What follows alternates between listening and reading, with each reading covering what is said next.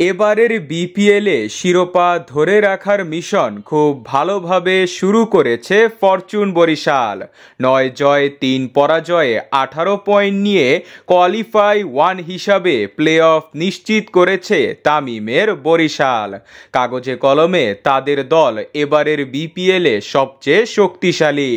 এখনো পর্যন্ত David Malan, Tamim Iqbal, Mohammad নাবিরা দলের হাল ধরলেও বোলিং নিয়ে বেশ সমস্যায় পড়েছে বরিশাল। স্পিন বিভাগে রিশাদ তানভীররা দায়িত্ব ভালোভাবে সামলালেও পেস বিভাগে একমাত্র ইবাদত হোসেন ছাড়া আর কেউ তেমন ফর্মে নেই। আবার তাদের দলের তারকা ফাহিম আশরাফ চ্যাম্পিয়ন্স ট্রফি এর প্রস্তুতি হিসাবে পাকিস্তানে চলে গিয়েছেন। তাই বলার সংকট কাটানোর জন্য ইতিমধ্যেই তাদের দলের সাথে যুক্ত হয়েছে নিউজিল্যান্ডের অ্যাডাম মিলনে। কিন্তু মিলনের পর তারা এবার দলে ভিড়ালো পাকিস্তানের 32 বছর বয়সী পেসার মোহাম্মদ আলীকে।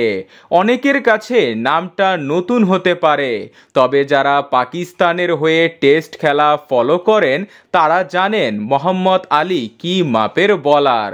আন্তর্জাতিক টি-20তে তিনি 30টি ম্যাচ খেলে নিয়েছেন 52টি উইকেট। প্লে অফের জন্য ফরচুন বরিশালের হয়ে তিনি বেশ কার্যকারী হবেন।